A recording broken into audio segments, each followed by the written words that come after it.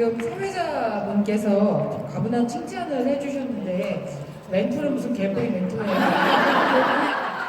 전혀 그렇지 않고 저는 2015년 11월 말까지는 경향신문사에서 선임 기자로 일을 했었습니다. 32년 정도 기자 생활을 하다가 우리 경향신문사가 올해로 71주년인데 경향신문 70년 역사상 여기저로 최초로 정년퇴직을 했습니다. 지금은 백수고요. 여러분 앞에 뭐 떠들 주제도 못 됩니다. 대학교 달랑 대학교밖에 나오진 않았고 보시다시피 이렇게 팔다리가 짧아서 운전면허도 없습니다. 그래서 오늘도 우리 남편한테 용돈 준다고 끌고 와가지고 어제 술 먹고 굉장히 졸려하는 남편 아슬아슬하게 끌고 왔고요. 생긴 거는 말술 먹게 생겼다는데 뜻밖의 술을 한 방울도 안 마십니다. 네, 그리고 운동도 뭐 골프장도 있고 요새 뭐 테니스 뭐 별별 거 다 하시는데 숨쉬기 운동밖에 하는 게 아무것도 없고 기자 시절에도 뭐 가장 정의로웠던 기자도 아니었던 것 같고 뭐 책을 꽤 쓰고 좀 잘 팔리긴 했는데 글을 잘 써서 책 쓴 게 아니라 인쇄에 눈이 어두워서 썼습니다. 네. 그런데 이제 우리나라 나이로 제가 올해 이제 59살이에요. 불과 이제 몇 개월 뒤면 9개월 정도 뒤면 60세가 된다는 생각에 기분이 좀 더럽긴 합니다만 저는 기자 생활을 30몇 년 했던 습관으로 사람을 참 많이 만나봤고요. 그리고 신문 기자니까 신문도 보고 또 텔레비전 뉴스도 보고 인터넷도 확인하고 그리고 너무 고맙게 아직 쉬어하고 있는데 노안이 오진 않았습니다. 예, 그래서 돋보기 안 쓰고 책을 잘 읽을 수 있어서 오는 차 안에서 뭐 책 읽고 오곤 했는데 세상이 참 급작스럽게 돌아간다? 정신없이 돌아간다? 아니면 가치관이 다 허물어졌다 이런 걸 많이 느낍니다. 우리가 생각했던 이런 사람은 잘 살 거야, 이 사람은 행복할 거야, 이건 성공일 거야 라는 것이 다 허물어진 세상이 됐어요. 대통령도 탄핵이 됐고요. 예. 그리고 지금 뭐 장관이다 누구다 존경받는 세상이 안 됐죠. 국회의원도 걔보다 못하다 국회의원이라고 그러기도 하고 저희 같은 기자도 쓰레기 같은 기사 쓴다고 기레기라고 욕을 먹기도 합니다.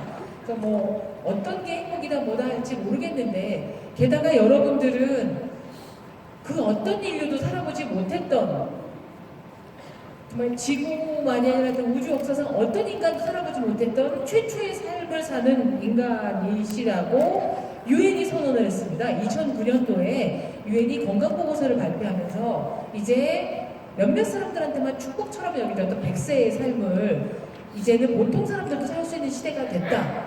호모 100세의 삶이 펼쳐진다라고 얘기를 했습니다. 1950년대 우리나라의 평균 수명이 54세였습니다. 예. 한승원 변호사가 저랑 친한 변호사가 자기 아버님이 57세에 돌아가셨는데 그 무렵에 별로 슬퍼하는 사람이 없었다는 거예요. 그냥 수명 다 했네 뭐 이 정도로 여기셨다는 거죠. 그런데 우리가 이제 100세를 사는 게 주변에서 너무 많이 봅니다. 얼마 전에도 가수 김세현 씨 어머님이 돌아가셔서 상가 갔는데 100살까지 사시고 돌아가셨더라고요. 예. 그리고 제 친구 시어머니도 96세까지, 저희 고모님 95세, 이게 뭐 수도 빽빽입니다. 작년인가 우리나라에서 106살 먹은 할머니가 암수술에 성공했다는 기사가 나오기도 하고요. 98세가 먹은 할머니가 뇌졸중을 일으키셨는데 골든타임을 탁 맞춰갖고 깨어났다고 그러더라고요. 그랬더니 제 친구가 가족들이 좋아했을까? 뭐 얘기를 골든타임 지켜준 걸? 이런 세상이 되기도 했습니다. 근데 100세 시대라는 게 그냥 하염없이 오래 사나보다라는 건 전혀 아닌 거죠. 근데 100세를 살 때 뭐가 될 필요할까요? 여자들한테는 뭐 돈, 건강, 뭐 딸, 친구 등등 있지만 그렇지는 않은 것 같습니다. 보면 이제 사람들이 하염없이 오래 사는 게 문제가 아니고 어떻게 잘 사느냐가 굉장히 중요한 세상이 됐는데 저는 이제 사람 구경을 하고 사람 관찰을 하고 뭐 이런 걸 하다 보니까 정말 잘 사는 사람 뭔가 이런 사람들 혹은 한 방에 훅 가는 사람들의 차이가 뭐냐면 이 뉴스키에서 늘 강조하시겠지만 일, 매뉴얼이라든지 제품이라든지 뭐 테크놀로지가 전혀 중요한 게 아니거든요.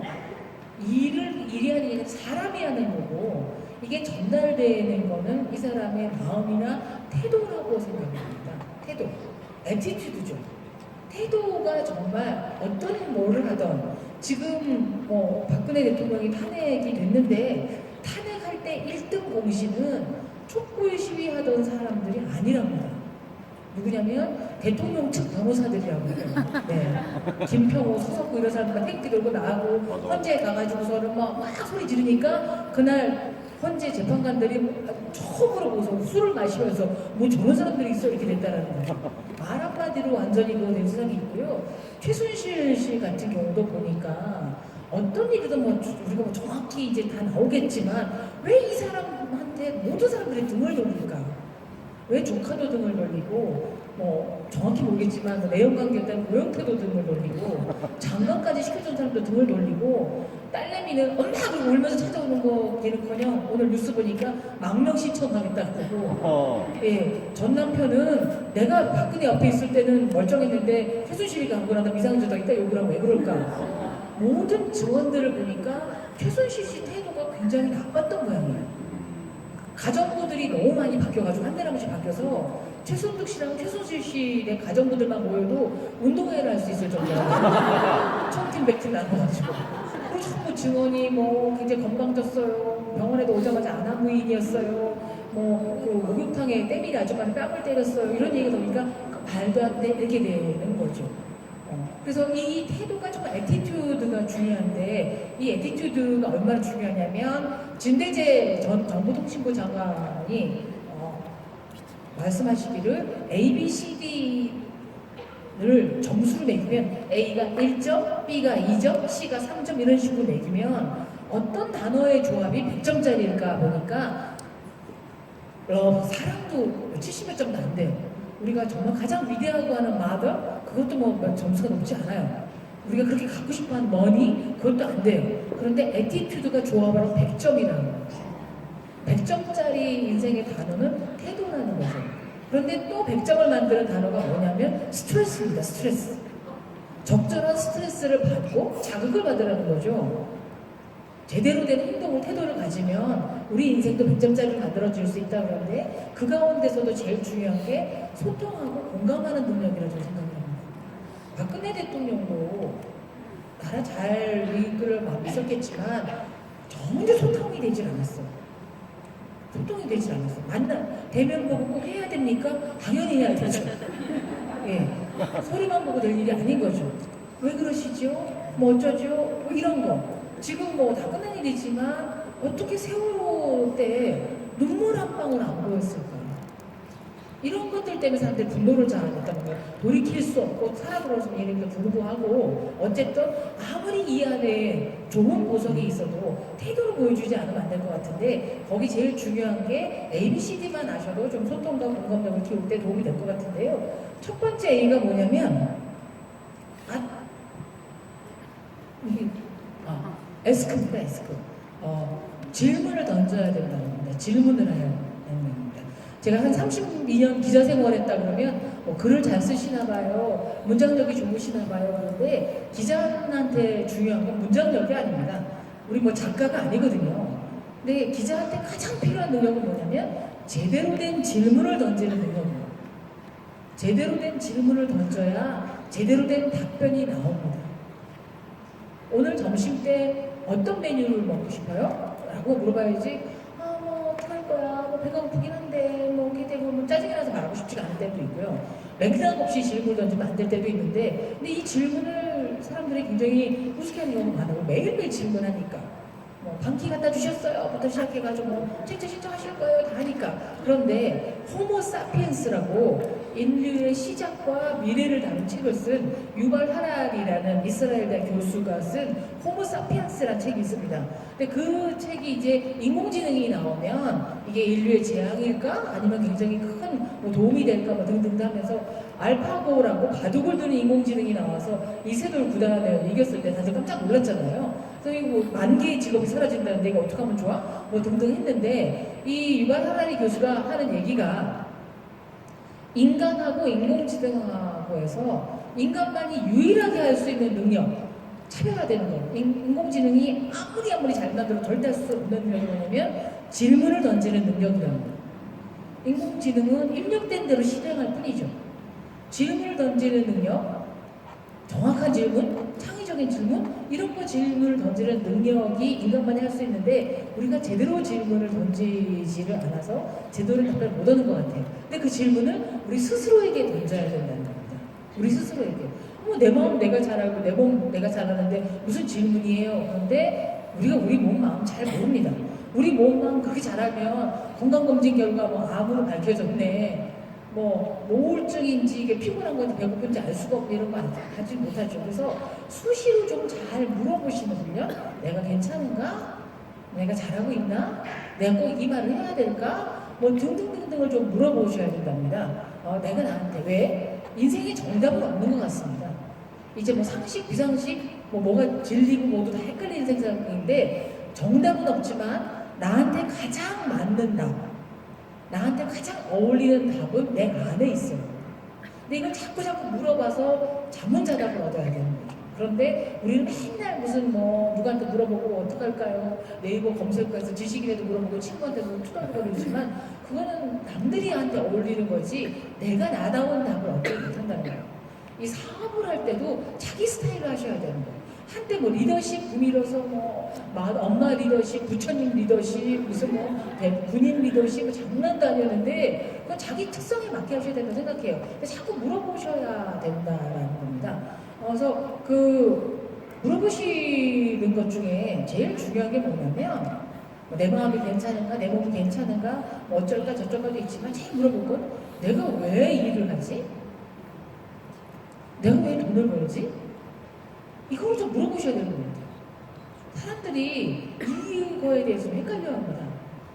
왜 돈을 벌어야지. 돈이 우리를 자유롭고 행복하게 하죠.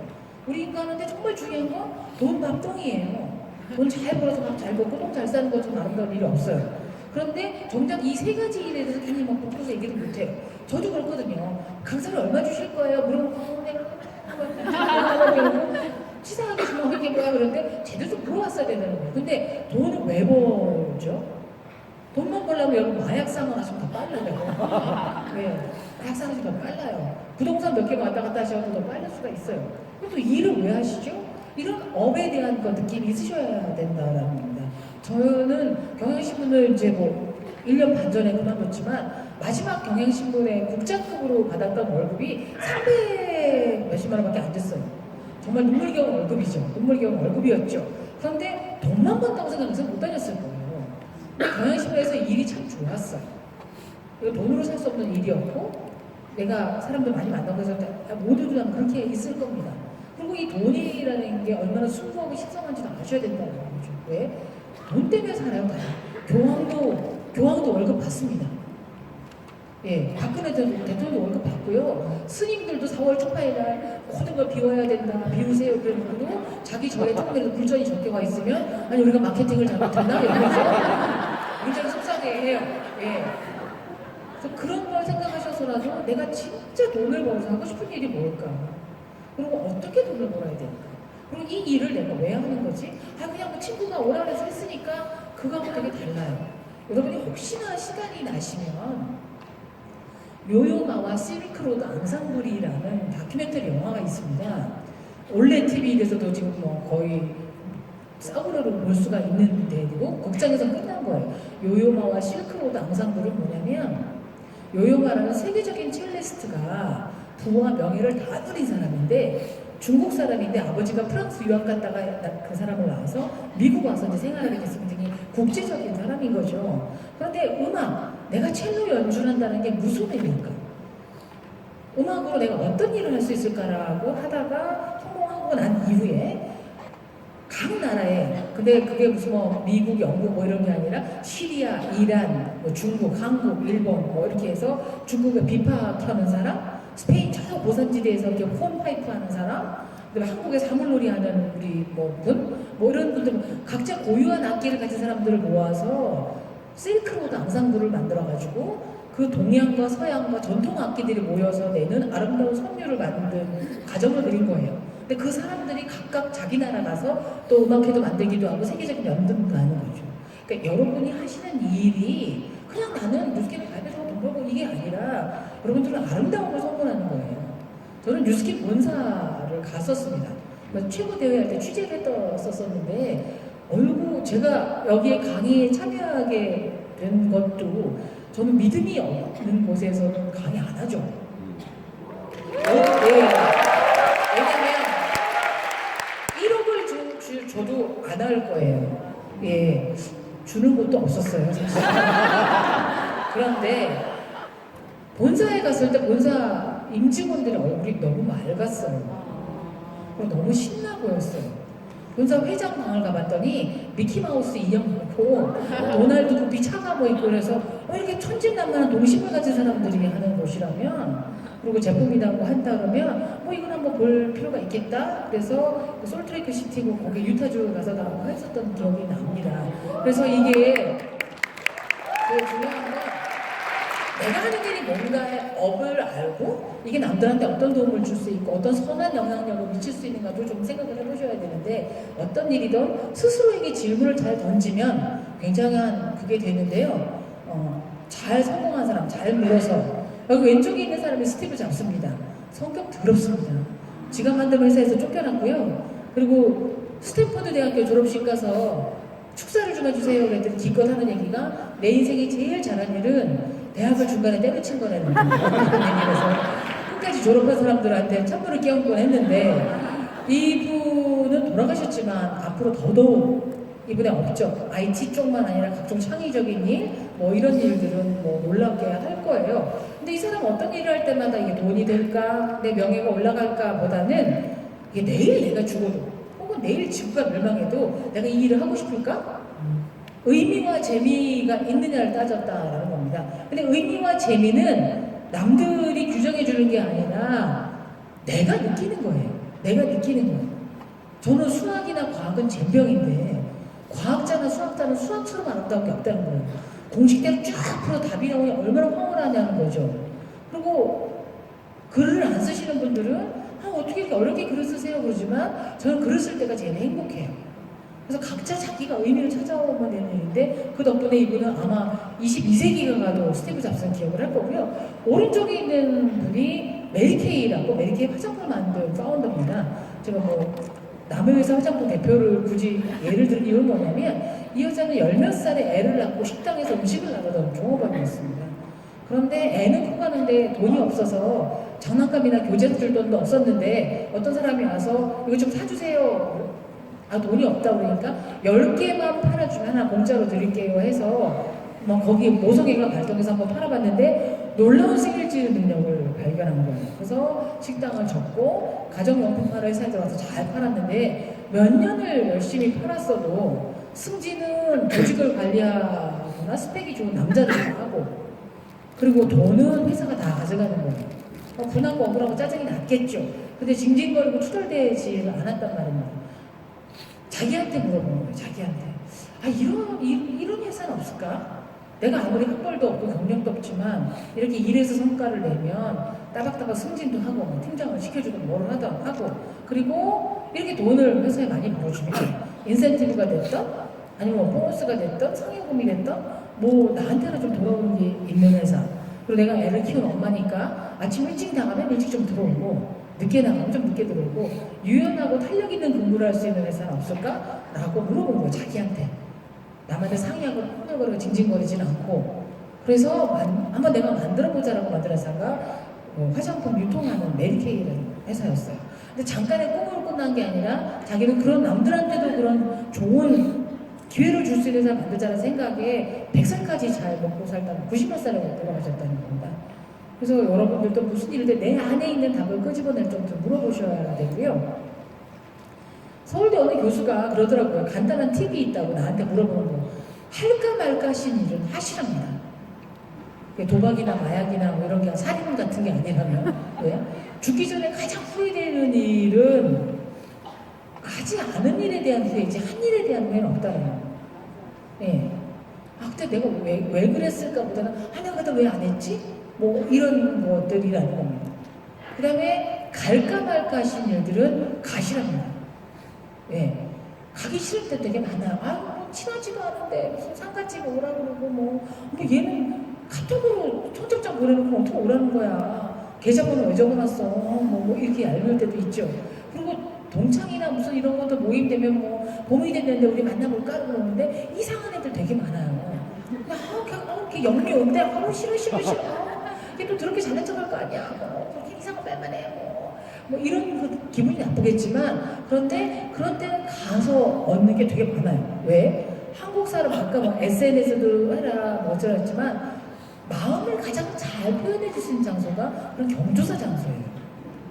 결혼식장, 내 결혼식이나 내 자식 결혼식에 온 사람, 그 다음에 우리 부모님 장례식에 온 사람으로 친한 사람, 좋은 사람이 나뉘어요. 안 온 사람은 나쁜 사람과 상관없는 사람이에요. 그게 부의금이나 축의금의 액수가 중요한 게 아니라 한 번 와서 축하해주거나 따뜻거려주거나 손잡아주거나 이 차이가 굉장히 큰데 귀찮아 내 믿어 뭐 정말 나쁜 것 같아 뭐 이건 아니라는 거죠.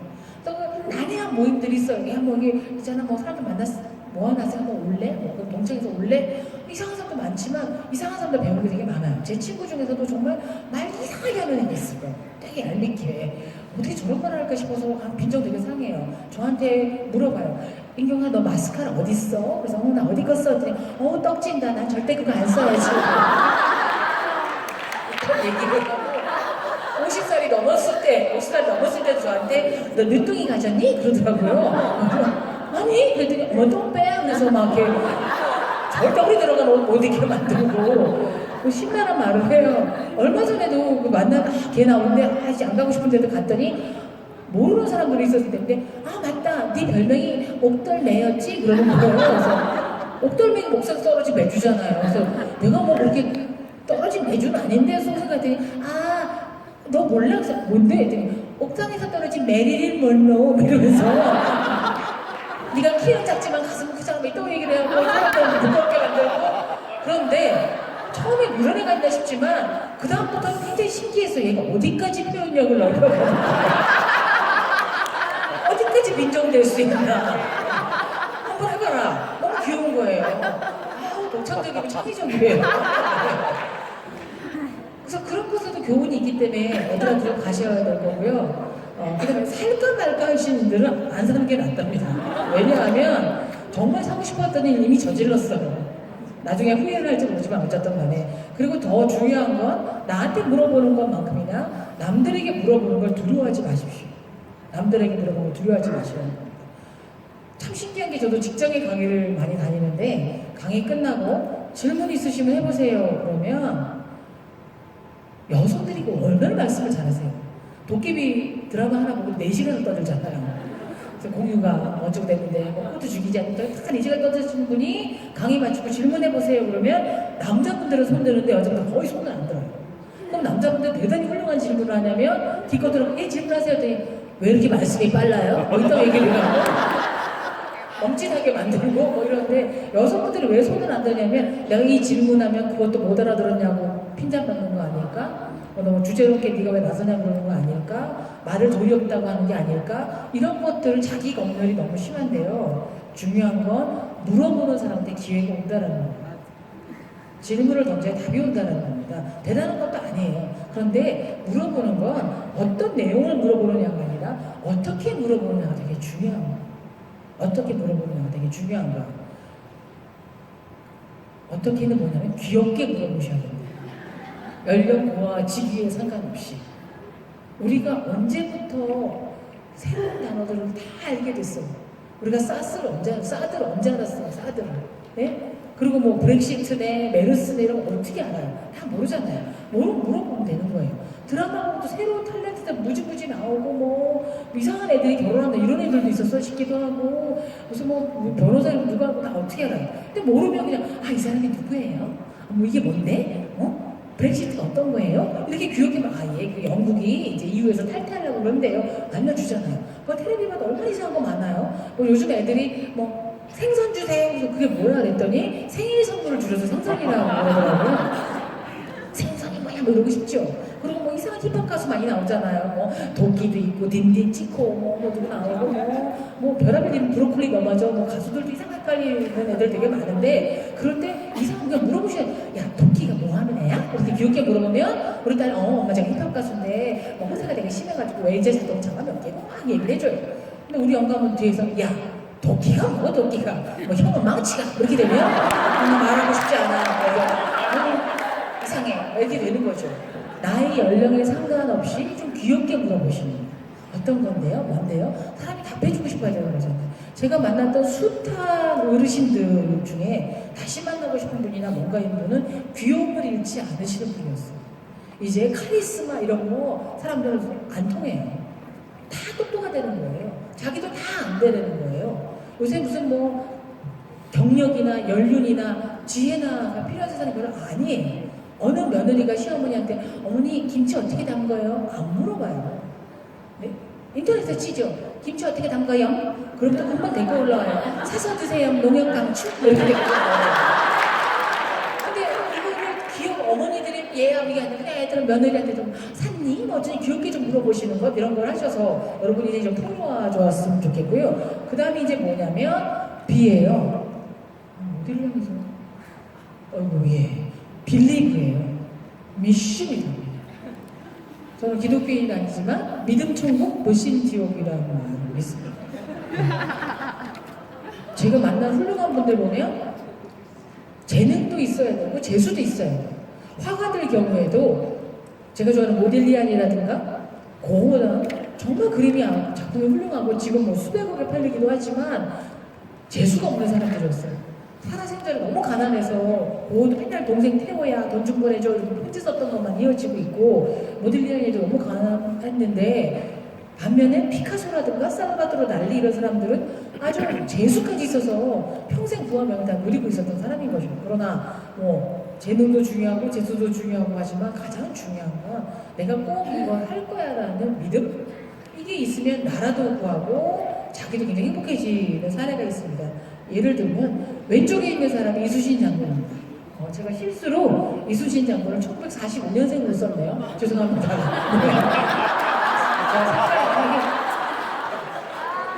우리 아저씨인 줄 알고 죄송합니다. 우리나라에 단군도 있고 주몽도 있고 세종대왕도 있고 여러 사람들이 있지만 지금 당장 대한민국 영웅을 뽑읍시다 라고 하면 1등으로 당첨될 분이 이수신 장군일 것 같아요. 근데 이분도 난중일기 꼼꼼히 읽어보면 그냥 수컷이시더라고요. 기생두고 와서 자고 갔다 이렇게 담담하게 써놓으셨어요. 그때는 일기가 공개될 거라고 절대 생각을 못 하셨던 것 같은데 그런데 이수신 장군의 놀라운 점은 뭐냐면 시에게는 12척의 배가 있습니다라는 믿음이에요. 당시 일본은 오다 노부나가, 뭐 도요토미 히데요시, 뭐 도쿠가와 이에야스 이런 지네들 나라 영웅들이 뭐 난리를 쳤었고, 그리고 뭐 네덜란드 등이랑 교역해서 막 무기도 막 총 이런 것도 갖고 오고 군인들 사기도 충전돼 있었고 우리 조선에 갖고 끌고 온 배만 300척이 넘나. 근데 우리는 선조부터 시작해서 왕정도 좀 심란했고 그리고 이미 한번 패전을 했기 때문에 찍힌 상태였었기도 하고 군사들 기도 완전히 꺾여 있었고 배도 거북이 같이 만든 거북선만 12척밖에 없었는데 12척과 왜 못합니까? 라고 믿었던 덕분에 할 수 있었다는 거죠. 저는 할 수 있습니다. 우리는 할 수 있습니다. 라는 믿음. 지금 뭐 그만두고 났는데도 인기가 여전한 미국의 오바마 전 대통령이 됐을 때 구호가 Yes, we can이었어요. 네, 우리 할 수 있습니다. 그건 믿음인 거죠. 제가 할 수 있으면 여러분도 할 수 있습니다라는 믿음인데 믿음을 가지니까 나라를 구했고요. 오른쪽에 있는 여자가 조엘 롤링이라고 해리포터를 쓴 작가입니다. 영국 여자인데 좀 자유분방했는지 학교 졸업하고 포르투갈로 넘어가서 영어 교수 선생님도 하고 뭐 포르투갈 남자랑 결혼해서 애도 낳고 살다가 결혼 생활이 너무 불행해서 그냥 다시 자기네 나라로 돌아왔을 때는 집도 절도 직장도 직업도 없는 그냥 가난한 싱글맘이었어요. 먹고 있는 것도 너무 더럽고 환경이 안 좋아서 아침마다 유모차에 실어서 한 손으로 유모차 굴려서 동네 카페에 와서 애 재우고 노트북이나 컴퓨터도 없어서 타자기를 쳐서 쓴 책이 해리포터라는 책입니다. 근데 이 해리포터라는 책이 뭐 문장이 조금 같은 것도 아니고 막 구성이 막 너무 놀랍게 막 성사적인 것도 아닌데 해리포터는 다른 거와 달리 뭐냐면 정말 이 21세기의 마션, 그래피티, 뭐 인터스텔라 뭐 이런 것처럼 우주를 다루는 책들도 막 많고 첨단 무기 과학들 나와가지고 무슨 아이언맨 무슨 맨 뭐 이런 사람들 되게 뭐 많고 막 하는데 해리포터는 조그맣고 찌질한 꼬마애가 마법학교 들어가고 얌얌얌 버린 일이 먹힐 거라는 이게 시대착오적인 발상을 했지만 그게 굉장히 신의 향수였다는 거죠. 왜? 아무리 세상이 바뀌어도 이 희노애락 애호욕의 감정은 안 바뀝니다. 인간이 뭐 네안데르탈인 무슨 인 해가지고 뭐 허리가 펴졌다 털이 많았다가 뭐 얼굴 주고 이것만 차이가 있을 뿐이지 정의는 승리할 거야. 내 마음이 다 통할 거야. 이런 것들을 먹힐 거라고 믿었기 때문에 해리포터라는 책은 몇 번 거절당하긴 했지만 그래도 버리지 않고 이 사람이 다른 출판사 계속 내서 출간이 됐고 지금은 세계적인 베스트셀러 작가의 세계적인 재벌이 된 거죠. 돈이 뭐 조단위로 있다고 그러더라고요. 계속해서 판권 계속 들어오기도 하고 이제 죽을 때까지 성경만큼 잘 팔린 책이라 그러니까.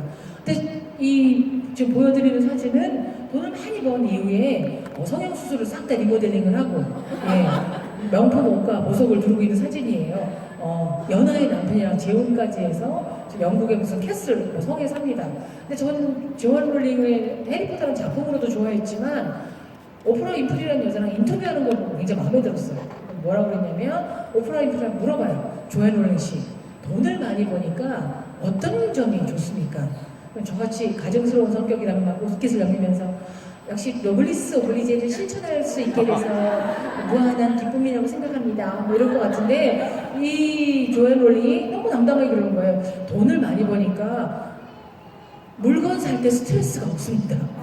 예전에는 스카프 하나 살려다 사야 되는데 갖고 싶은데 만져봤다가 돌아섰다가 저거 살 바에 우리 딸내미 치마 하나 사주면 되는데 막 이렇게 만설였다면 이제는 그게 뭐 샤넬 백이 됐던 모피코트가 됐던 뭐 다이아 반지가 됐던 깔별로 주세요 이게 가능해졌다는 겁니다. 여러분 깔별로 주세요 로망이 있지 않습니까? 지난 겨울에 추워서 제가 유니클로에 들어가서 히트텍 사러 들어갔는데 그거 뭐 하나에 2만 원도 안 하는 것 같고 너무 심도 깊게 고민을 하는 거예요. 깜장을 사야 되나 갈색을 사야 되나 어중간하게 회색 하나 사들고 나와서 나 정말 찌질하다는 생각을 했는데 이제 돈을 많이 벌면 이게 뭐가 됐다는 상관이 없다라는 거죠. 근데 자기를 믿어서 그래서 여러분들 스스로를 좀 믿어보셔야 된다는 거예요. 그래서 믿어보셔야 되는데 참 안타깝게도 이 한국 분들은 특히 여성들이 제일 부족한 면이 뭐냐면 어마무시하게 능력이 많음에도 불구하고 자존감이 참 낮습니다. 저는 제가 책을 쓰는 사람이니까 서점을 자주 가는데 웬 자존감에 대한 책이 그렇게 많습니까? 자존감 높이기, 나의 자존감 하기, 자존감 노트 기록하는 거 뭐 이런 것도 있더라고요. 근데 실제로 그래요. 도브라는 미국의 화장품 회사에서 전 세계 90여 개국 여성을 대상으로 인터뷰 당신의 외모가 아름답다고 생각하십니까? 쉽게 말하면 너 이뻐? 라고 물어봤어요. 90개국 여성들한테. 그랬더니 뭐 남미, 뭐 북미, 유럽, 아프리카 돈 벌 거 없이 뭐 괜찮죠, 뭐 이쁘지 않아요, 뭐 피부가 탱탱하죠, 뭐 저는 코가 마음에 들어요, 뭐 가진 뭐를 다 얘기하는데 그래서 뭐 70% 된 나라도 있고 뭐 어느 나라 80%고 막 이래요. 근데 대한민국 여성들의 자신의 외모에 만족하는 퍼센테이지가 얼마였을까요? 얼마였을까요? 시간 관계상 제가 짧게 말씀드리면 2%예요. 2%. 100명 가운데 2명만 저 이뻐요 이것도 아니고 남들이 이쁘다 그러더라고요 뭐 이 정도인 거예요. 근데 왜 그럴까요? 그거는 남이 자기가 왜 자기 스스로 그렇게 보냐 하는 거죠. 스스로의 능력, 스스로의 안에 있는 잠재력, 자기가 갖고 있는 걸 아무도 제대로 파악을 못 하시는 것 같아요. 그러니까 믿어보시라는 겁니다. 여러분들이 가장 믿으셔야 될 거는 여러분들이 어마무시하게 사랑받는다라고 좀 착각이라 할 정도 믿어보셔야 된다. 착각이라도. 제가 보니까 주변에 10명이 있으면 패턴이 거의 비슷해요. 이게 미국이나 한국이나 고대나 중세나 지금이나 10명의 사람이 있으면 2명은 저한테 호의적이에요. 유인경 괜찮아. 성격도 좋아. 밥도 잘 사고 그럴 겁니다. 2명은 저 별로 안 좋아해요. 그게 동치미하고 왜 이렇게 남편 총을 보니? 그럼 이혼하지? 뭐 이러면서 입술을 이렇게 뻘겋게 바르고 다녀? 뭐 이렇게 얘기를 할 거예요. 그리고 나머지 6명은 저한테 관심도 없어요.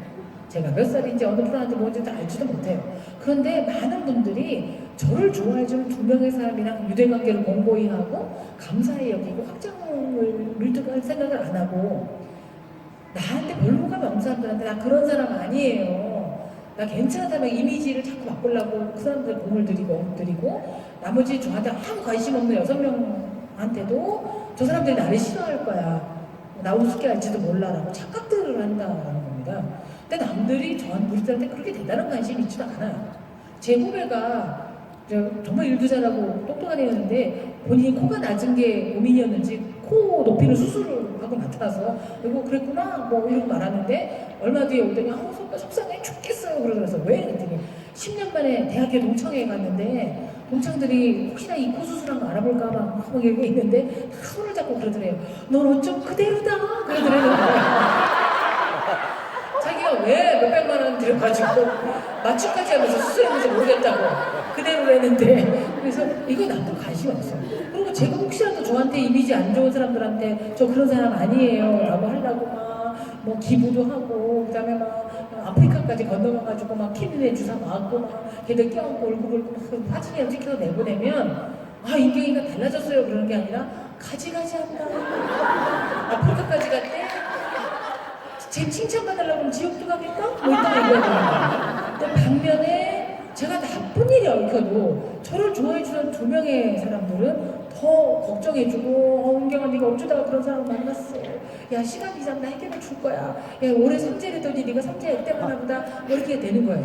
저는 조영남 씨랑 친한데 그분의 요즘 뭐 대작 사건 때문에 4월 7일 날도 재판을 받을 거긴 한데 많이 느껴요. 이분은 2명은 좋아하고 싫어하는 사람이 남이 2명이 되면 3명쯤 됐어요. 왜? 안티가 많게 본인이 다 말을 했어요. 뭐 바람 펴서 들켜서 이혼했다는 둥, 70이 넘었는데 여자친구가 20몇 명이라는 둥, 뭐 연예인 중에 제일 부자 뭐 공시지가 높은 집 산다는 둥 하도 매를 걸 말을 많이 해놓고 그 안티가 되게 독해요. 그래서 그 대작 사건 나기 전에도 막 댓글 보면 재수없다 영감 많았는데 안티 사건 나서 댓글 들어봤더니 거의 인격 살인을 당했더라고요. 뭐 주제에 꼭 뭐 노래나 부를 것이지 무슨 그림은 뭐야 무슨 네가 뭐 때문에 할 일도 아니에요. 그러면 우리가 그냥 판단하고 어머 조영남 씨 불쌍해서 어떻게 이제 다 매장됐네 죽었네 저 사람 어떻게 살지? 라고 생각하시지만 뜻밖의 아주 잘 지내고 있어요. 왜냐하면 조영남 씨를 좋아하던 사람들이 다 걸러져서 진짜 이분한테 영화 매일 같이 봐주는 친구도 있고 밥 사주는 사람도 있고 모약지 온 사람도 있고 모임에도 오르고 얼마 전에 보니까 그 이디야 커피 사장이 후원해서 화토 그리다가 똘딱 망한 조영남의 콘서트 해가지고 콘서트도 만들어주고 게다가 조영남 씨의 가장 큰 장점은 뭐냐면 인터넷을 할 줄 몰라요. 그래서 자기가 어떤 악플이 달리는지를 아무것도 모르고 선생님 잘 지내? 그랬더니 최순실이 나를 구했어. 요새 나한테 아무도 관심 없어. 정말 생각하기 나름이라 생각이 많이 드는데 저도 보니까 사실은 제가 어떻게 그 말 많고 탈 많고 독설적인 남자들이 대부분인 신문사에서 30년을 버텼을까요? 어떻게 남편이랑 별로 사이도 안 좋다면서 결혼생활 31년 하고 시댁하고는 남편보다 더 친할까? 왜 보니까 제가 좀 착각을 해요. 사람들이 저를 좋아한다고 좀 착각을 하는 것 같아요. 그렇잖아요. 여러분들이 제가 싫어한다고 제가 어머 이분들 나 환영 안 해주면 어떻게 미워하면 어떻게 제가 어떻게 쓰겠어요. 근데 아이고 좋으니까 불렀겠지. 그리고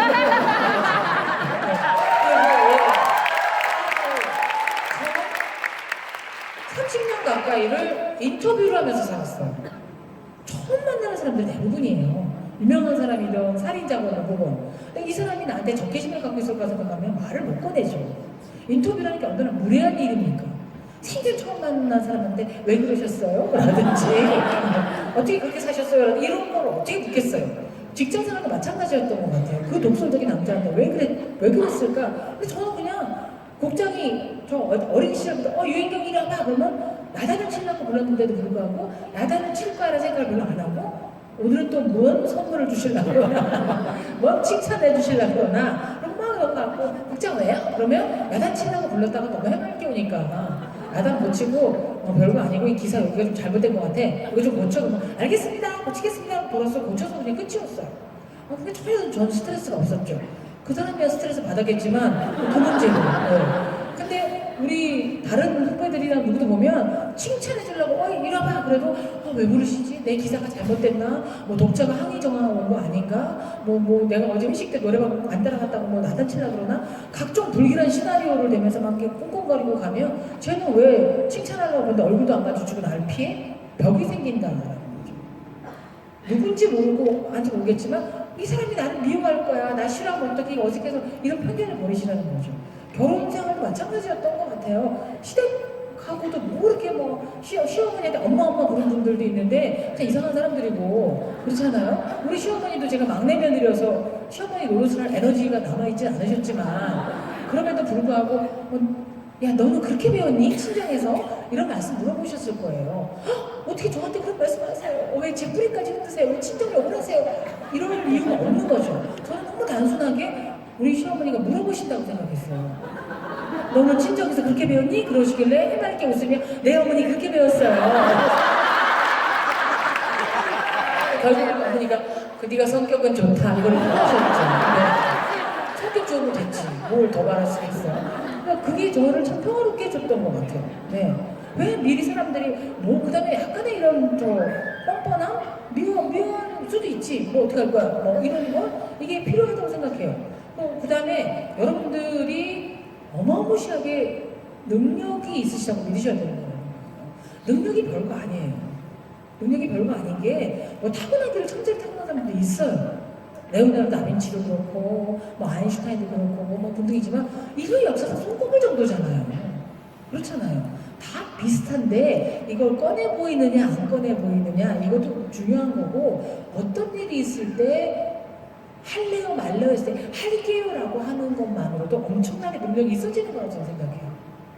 대단한 능력이 잠재되어 있어서 그런 게 아니라 저는 국민학교 그러니까 초등학교 때부터 나름 좀 글을 좀 썼었나 봐요. 그래서 뭐 교내 뭐 신문에 기자도 했었고 뭐 백일단 탔지만 대단한 언론인이 돼서 뭐 어마어마하게 할 거야. 그리고 뭐 책도 쓸 거야. 저는 한 번도 생각해 본 적이 없어요.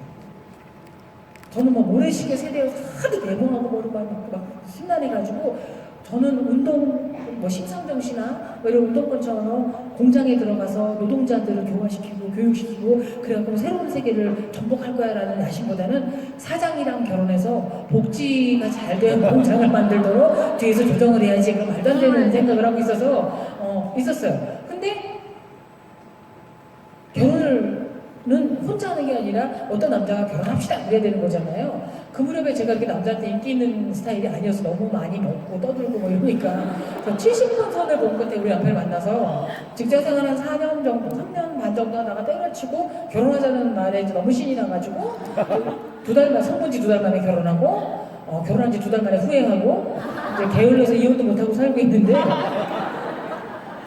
근데 애 낳고 키우고 이러고 있는데 우리 남편이 너무 일찍 들어와요. 새벽 4시, 5시에 동네 주류업계 다 시찰하고 그리고 애는 어린데 기껏 하는 얘기가 똥 짰죠? 밥 줄까? 뭐 했죠? 뭐 이렇게 혈자nek 소리만 하게 돼 있고 성인 용어 쓰지도 못하고 제 이름 불러주는 것도 없고 지금처럼 택배라도 잘 돼 있으면 유인경 씨 아이 저요 뭐 이럴 텐데 해본 적도 없고 은행 가면 203번 손님 그럼 네 이러고 가고 그래서 제 이름도 잊어먹을 정도였는데 경향신문에서 1989년도 말에 아이를 키워보고 살림을 하는 생활 전문 기자를 찾는다. 이제 여성의 시대가 되니 그래서 어느 선배가 야 너 애 키우잖아. 애를 잘 키우지도 못하고 살림도 엉망진창인데 너 기자도 4년 정도 했었고 애도 이제 한번 가봐. 그래서 제가 쪼르륵 가가지고 이제 합격이 돼서 수석 합격 아무도 안 왔어요. 저밖에 오질 않아가지고 그냥 제가 눌러 앉아서 26년을 더 다닌 거죠. 신문기자만 대단 되려고 하니까 정년퇴직까지 맡긴 거예요.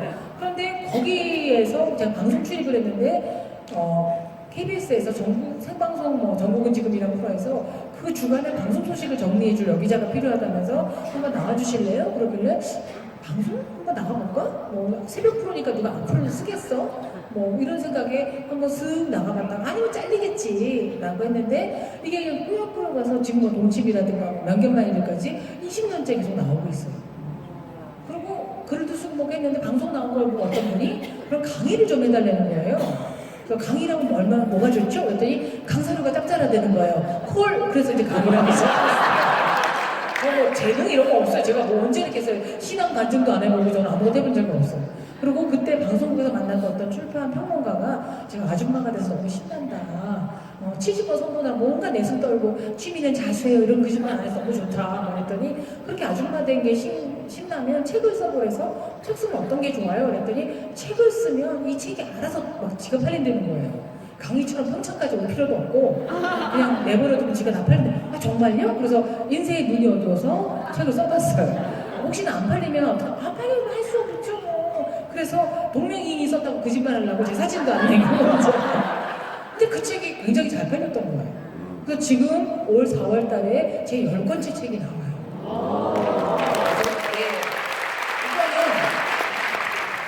제가 능력이 있고 너무 적극적으로 이거 우리가 할 거야 이런 의지가 아니라도 뭔가 할래? 할겸? 그럴 때 할게요라고 손 한 번 들었던 것들이었어요.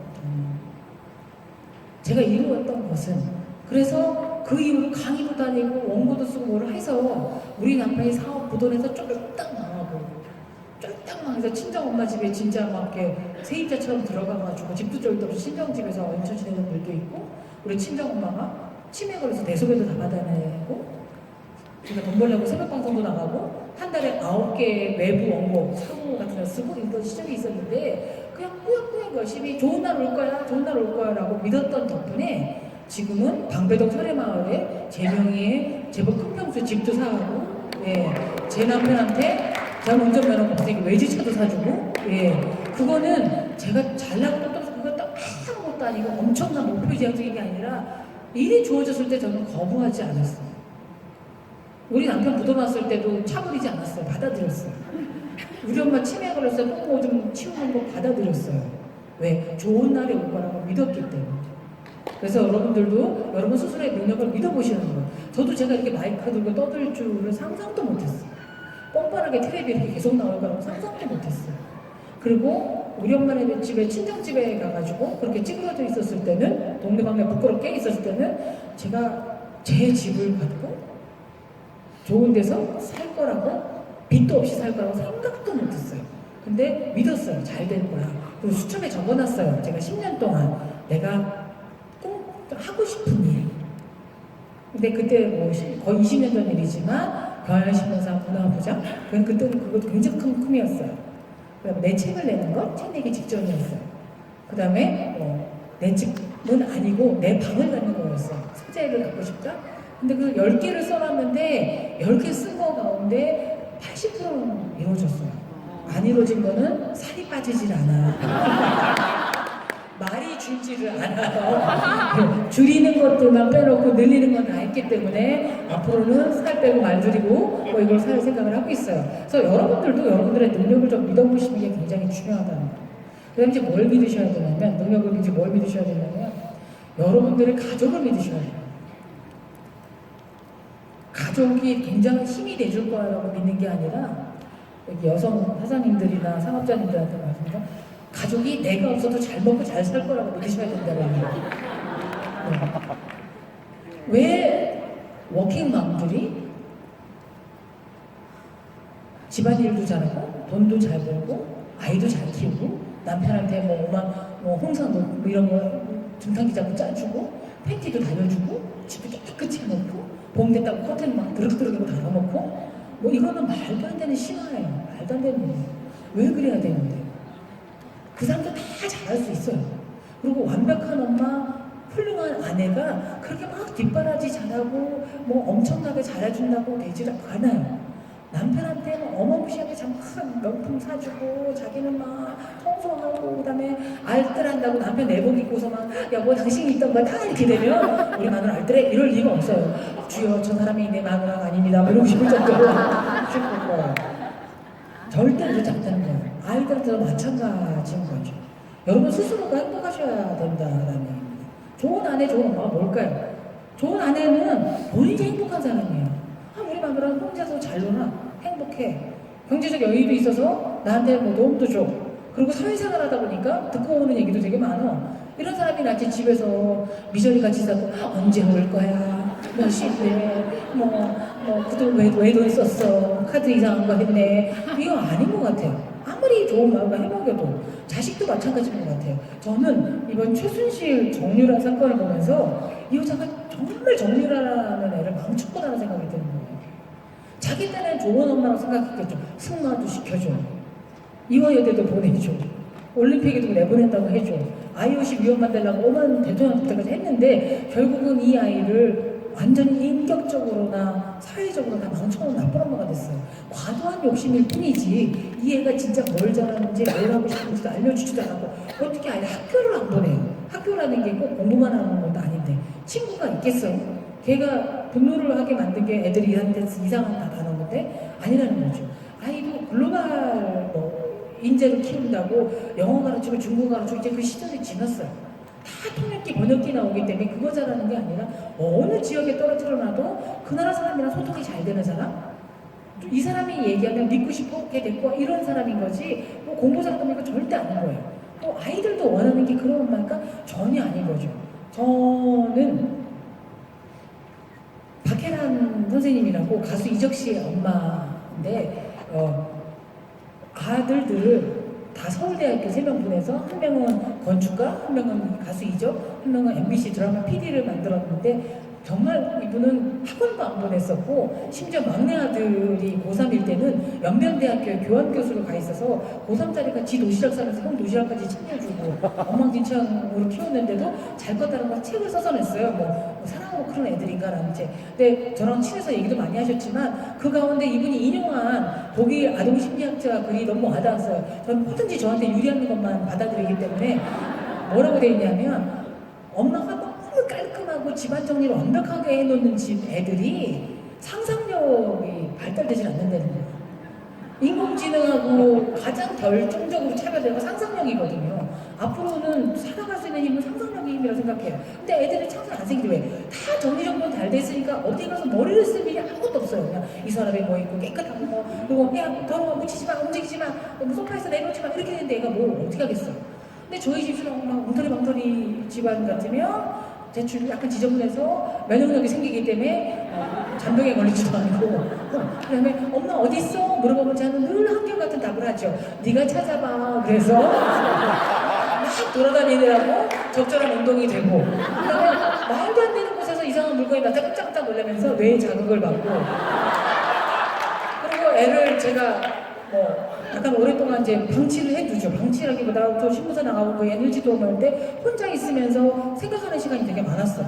책은 별로 안 읽었지만 뭐 해가지고 가진 상상력. 우리 엄마는 뭐 언제 돌아오거나 뭐 하고 있을까? 뭐 등등등등 뭐 하고 뭐 왜 우리 엄마는 요리 솜씨가 없을까? 뭐 이런 것들을 하고 저는 음식은 정말 식탐은 아닌데 빨리 해 신문 기자 생활하고 맨날 마감 시간 때문에 빨리 먹어야 되는데 생각에 정말 정성스럽게 요리를 못해요. 그래서 딸아이가 엄마 카레 먹고 싶어 그러면 기다려 그러고 금방 즉석 카레 선봉 카레를 해줘요.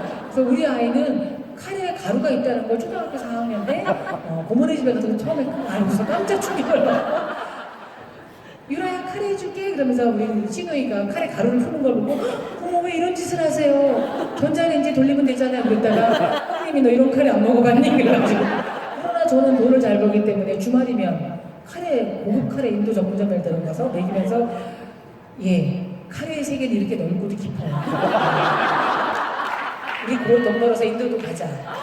뭐 이렇게 얘기를 해줬던 거죠. 그러니까 애가 엉터리 망터리를 잘하냐 하면 제가 성적표 도장 다 지가 알아서 찍고 학원도 지가 다 알아서 갔지만 소르본느 파리 제3대학 석사를 따고 지금 연구원으로 있어요. 제가 그 아이를 묶어놓고 넌 이거 해야 돼 저렇게 해야 돼 어느 학교 가야 돼 뭐 이렇게 됐으면 그렇게 막 어긋나기만 했지 잘 안 됐을 거예요.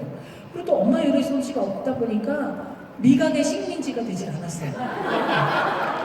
어디 가서 뭘 먹어도 우리 집보다 맛있으니까 정말 맛있어. 그래서 내가 인성이 훌륭하다고 그러고 그래서 그것들을 착각하지 말고 여러분 다 잘 되기 때문에 여러분 스스로의 행복 찾는 일들을 하셔야 된다라는 겁니다. 남편도 믿으셔야죠. 남편도 믿으셔야죠.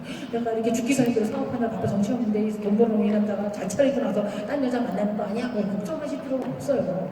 뭐 빨리쿡이나 다음에 미즈넷 이런 거 보면 젊은 주부도 상담 들어보거 보면 남편이 잠자고 있는데 휴대폰에 알림에서 깜짝 놀라서 받더니 카톡으로 어떤 여자가 하트를 보냈어요. 직장 후배인 것 같은데 이거 어떡하죠?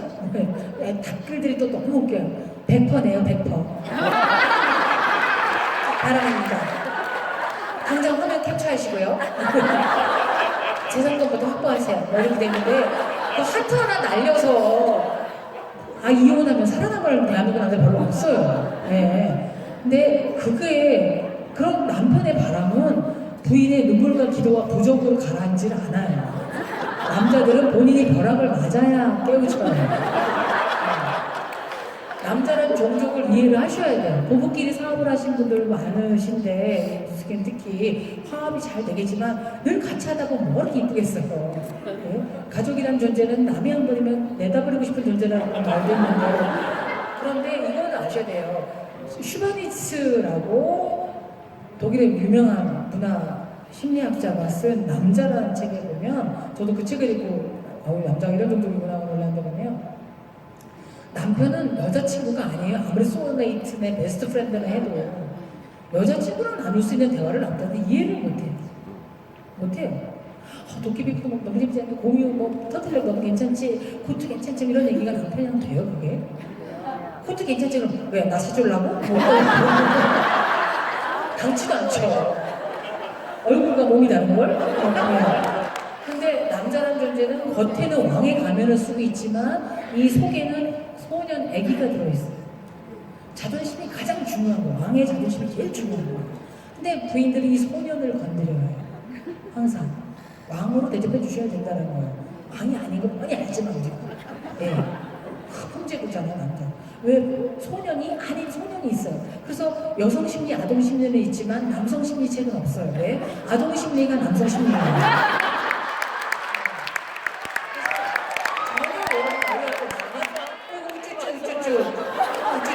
잘해줘요. 뭐 이렇게 되게. 그걸 모르고 꼴에 사내라고 아이고 나 소진하면 알지 인간하고 이러는 거죠. 바람기도 그게 이해를 하셔야 될 게 종족이 다르다는 거예요. 남자들이 정말 저도 많은 사람을 만나고 고해성사도 들어봤는데 아내 말고 다른 여자랑 바람을 피우는 것, 다른 여자한테 시선을 두는 것에 대한 죄책감이나 미안함이나 이런 부끄러움이 별로 없어요. 없대요. 왜냐하면 남자들은 종족 번식의 능력이 본능이 너무 많아서 딴 여자랑 바람을 피우는 거를 다른 여자를 더 정복했다고 생각하는 거예요. 동화책에도 나오잖아요. 잠자는 숲속의 공주를 막 숲을 헤치고 용을 죽이고서 막 키스한 다음에 깨워놓고 동화에서는 에버 애프터 그 후로도 평생 행복하게 살았다는 생 거짓말이에요. 이 공주 깨워놓고 다른 공주 찾으러 가요. 깨우러 가는 거죠. 그래서 이런 남자들한테 바람기를 잠재우려는 건 뭐냐면 자존감. 내가 당신 사주를 봤는데 당신은 내 몸으로 산대. 딴 여자가 끼어들면 재수가 없어질 사주를 했는데 뭐 이런 거. 그 다음에 이제 문건으로 설명을 해드려야 되는 거죠. 내 연녀한테 살해당한 남자 기사 이런 거를 조용히 깨주죠. 변양규처럼 신정 같은 여자 만났다가 아주 파탄난 신세 노진 사람 뭐 이러거나 이거 어떻게 뭐 이런 것들을 주면 되는 거지. 왜 우리 남자는 딴 여자한테 눈을 돌리고 어쩌고 뭐 이거 당연한 거예요. 왜 여자들은 청각에 약해요. 목소리 좋은데 약해요. 이번에도 내비게이션이 여자들이 대부분인데 서울경찰청에서 최시원 슈퍼주니어의 최시원이가 거기로 들어갔더니 최시원 목소리 내비게이션이 나왔더라고요. 길이 저절로 너무 잘 가는 것 같은 느낌이 근데 여자들이 청각에 약한 반면에 남자들은 시각에 약해요. 남자들이 게임이라든가 포르노, 야동에 자극을 받는 것도 시각적으로 금방 약간 도박이나 뭐 이런 것도 돈 버는 게 아니라 막 현란하게 해주니까 하는 거예요. 그래서 남자들은 전지현이랑 살아도 전원주 씨랑 바람이 나는 존재예요. 익숙한 전지현보다 낯선 전원주가 훨씬 매력적이에요. 아니 저렇게 짧은 다리가 있네? 이러면서 그래서 욕하고 기도하고 의심하고 이러지 말고 그냥 주인의식을 갖고 기다리시면 돼요. 주인의식을 갖고 네가 어떡하겠니? 라고 하셔야 되는 거라고 생각이 들고요. 그래서 믿어보셔야 되고 자기 믿고 가족 믿고 그 다음에 이 조직을 믿으셔야죠. 조직. 사람들을 또 믿으셔야 돼요. 사람들도 믿으셔야 돼요. 미국의 유명한 변호사가 사회에 나오는 아들한테 쓴 글이 있어요. 아들아, 네가 사회에 나오면 세 종류의 인간을 만날 거다. 첫 번째는 굿가이, 좋은 사람이다. 반드시 친구로 만들어라. 사람이 곧 재산이에요. 어떤 일본의 그런 사람이 쓴 책을 읽어봤는데, 우리가 아무리 주변에 사람이 많아도 그냥 안녕하세요 라고 인사할 정도 사람들을 돈으로 따지면, 인간관계를 돈으로 환산할 수 없지만 한 1,000원 정도 된다고 그러더라고요. 근데 옆집에 가서 죄송한데 망치 좀 빌려주세요 라고 할 때 빌려주는 관계는 한 10,000원 정도. 내가 친구한테 야 10만 원만 꿔줘, 내가 갚을게 해서 3일 안에 갚아야 되는 존재 같으면 한 10만 원? 100만 원 이렇게 되는데, 야 나 큰일 났다, 지금 당장 큰 돈 필요한데 뭐 줘. 예, 집문서야, 이거 하고 어떻게 해결해봐. 그걸 1억이라고 하더라고요. 그래서 얼마나 많은 사람이 있는 게 아니라 얼마나 더 중요한 사람이 있느냐, 이게 굉장히 중요하다고 그래요. 근데 이 좋은 사람이라는 게 나한테 뭐 돈을 주고 기회를 주고 이런 것도 있겠지만, 좋은 습관을 가진 사람, 좋은 기운을 가진 사람이랑 친해져야 된다는 거예요. 그럼 배우죠. 왜 저분은 500만 장자가 됐지? 그분들이 우리한테 무슨 영업망 네트워킹 줄 것도 아니라 하더라도, 어떤 여기 뭐 아까 또 설명들 많이 하시더라고요. SNS를 중요시 여기세요 라고 막. 그래, 저런 거라도 배우는 거. 행운을 부른 제1법칙은 운 좋은 사람 옆에 있는 거예요. 좋은 기운을 받는 거. 뭐 이런 것들을 하셔서 하고, 우리 인생에 제일 중요한 게 사람입니다. 노하우는 필요 없을 때 노후, 누구를 아느냐가 제일 중요해요. 그 노후, 누구를 아느냐가 우리의 노후를 결정지어요. 어떤 좋은 사람들 주변에 있느냐, 뭐 이거 하죠. 그 다음에 두 번째는 배드가이, 나쁜 사람이라는 거죠. 나쁜 사람이 뭐 내 돈 뽑아서 안 갚고 범죄를 저지르고 뭐 도둑질하고 뭐 이게 아니라, 정말 나쁜 사람은 뭐냐면 우리한테 기운을 뺏어가는 사람이에요. 얘 뉴스킨 그거 왜 해? 뭐 돈 좀 벌었어? 뭐 이런 얘기. 근데 그거 해가지고 뭐 재벌된 사람 못 봤다? 뭐 이런 얘기를 하는 친구들이 있어요. 도와주지 못하면서. 그런 사람들은 안 보시면 돼요. 설득하고 되질 않아요. 사업장 회사에서 마찬가지입니다. 회사에서도 뭐 조직에서 제가 손병옥 씨라고 프루덴셜 생명의 회장, 여성 최초 회장님이 있는데, 그분 인터뷰할 때 물어봤어요. 회장님, 조직에서 제일 나쁜 사람이 누구예요? 그랬더니 회사 기밀법 망친 사람이나 내부 고발자가 아니라 우리 회사 좀 이상하지 않아? 뭐 어떻게 된 것 같아? 저번에 상무 왔는데 얼굴 이상하던데? 이렇게 그냥 아무 생각도 없던 사람들한테 좀 이렇게 불안함, 공포감, 기분 나빠 이런 걸 퍼뜨리는 사람, 나쁜 바이러스를 퍼뜨리는 사람이라는 거죠. 그런 사람들이 있어요. 뭐 잘 되겠네, 경기도 나빠진다고, 요새 뭐 애터미 뭐 이런 데도 이상한 게 나오고, 근데 우리가 뭐 대만 맨날 똑같고 이렇게 하면, 그럼 뭐 대안을 제시해봐. 못하면서 기분 나쁘게 한 사람이라는 거죠. 예전에는 그런 사람들까지 끌어안고 이제 그럴 필요가 없다라는 거예요. 그 다음에 세 번째가 언노운가이, 긴가민가 하는 사람. 긴가민가 하는 사람. 어떤 사람한테 물어보면 그거 괜찮다고 그러고, 어떤 사람한테 물어보면 별로야, 그런 친구가 있어요. 그런 사람들은 끝까지 좋은 사람이 한번 믿어보시는 거예요. 여러분들도 어떤 일을 할 때 뭐 새로 누가 소개를 시켜주신다거나 뭐 그 사람도 관심 있는 것 같아, 뭐 이렇게 할 때가 있을 거예요. 근데 괜찮아? 그러면 걔는 괜찮은데? 그런데 어떤 사람은 걔 반대 있는데, 사람이 누구한테나 3천만 원대 좋은 사람이라는 평을 드는 사람들 드물고, 누구한테나 없는 사람들 드물어요. 다 가지죠. 저도 신문사에서 일을 해보면 우리는 부서 이동이 있습니다. 1년에 한 번, 2번 정도 있어요. 근데 전부 다 안 받겠다는 친구가 있어요. 정치부에서 그 친구 안 받아. 경제부 우리 꽉 찼어, 싫어. 생활부 아니야 뭐 해서 돌다가 제가 결국 맡게 됐던 경우가 있어요. 근데 왜 그럴까 보니까 그 사람의 문제도 있겠지만 이 사람을 다룰 줄을 몰랐던 거예요. 너무 정신없고 바쁘니까. 근데 이 친구는 인정을 못 받았던 거죠. 인정은 굉장히 바쁘다고. 근데 기사 하는 것도 잘 썼다, 잘했어, 아이고 그래, 새로 한번 기획해봐. 야 그 기사 읽고서 댓글 읽고 다녔어. 제가 자꾸 막 칭찬해주고만 했더니 엄청나게 실력이 수수수 상상돼서 되게 잘 읽고 지금 정년 퇴직했지만 아직도 잘 만나고 있다는 거죠. 이쪽에는 안 맞아도 이쪽은 맞을 수가 있는 거고, 그쪽에선 비리비리했지만 우리랑 호흡을 맞이 잘 할 수가 있는 거예요. 그래서 끝까지 사람을 믿어보면 두 가지를 얻죠. 최고의 인연을 만나는 거죠. 남들이 나를 띄엄띄엄 볼 때 당신은 나를 또박또박 봐주셨습니다. 우리 이 인연 죽을 때까지 같이 가요가 되는 거고, 또 하나는 최고의 교훈을 얻습니다. 그런 인간은 믿는 게 아니었구나. 그러나 그 교훈에서 받는 게 되겠고, 저는 살다 보니까 기뻤던 순간, 행복했던 순간에서 얻었던 교훈은 별로 없어요. 그냥 기쁜 거예요. 그런데 좌절하고 배신당하고 쓰라리고 망쳤을 때 메시지, 그게 저를 거의 키우는 힘인 것 같아요. 그것도 두려워하지 말라는 거죠. 믿었던 도끼에 발등이 찍히긴 하지만 못 믿어서 놓쳐버린 숱한 도끼들이 어마어마하게 많고 기회들이 많다는 거. 그래서 주변도 좀 믿어보셔야 되는 것, 이게 제일 중요할 것 같고, 그 다음에 네? 짠. 어디로? 돌아갔다. 세 번째가 cheerful이에요. 양명함입니다. 밝음입니다. 양명함, 밝음, 낙천적, 긍정성, 이런 걸 건데, 저는 21세기에 제일 필요한 능력 중에 하나가 유쾌함, 밝음이라고 생각이 들어요. 어떤 일이 일어나느냐가 인생에서 중요한 게 아니고요. 그 일을 어떻게 해석하느냐가 매우 중요해요. 내가 어떤 일을 하느냐보다 어떻게 밝고 긍정적인 태도로 하느냐에 따라서 정말 달라진다고 생각해요. 그래서 좀 이왕이면 즐겁고 명랑한 분위기 만드셔야 된다는 겁니다. 여러분들의 업이 뭐예요? 여러분들의 사업의 업이 뭐예요? 행복감을 널리 퍼뜨리는 거예요. 근데 여러분들의 표정이 죽상이고 우울하고 이렇게 되면 누가 여러분들한테 말 걸고 싶지 않고 하시는 말은 아무 의미가 없어. 전화 하나를 받더라도 네 뉴스킨의 유인경입니다. 이렇게 해서 안녕하세요 이게 나올 건데 뉴스킨이에요. 이렇게 받으면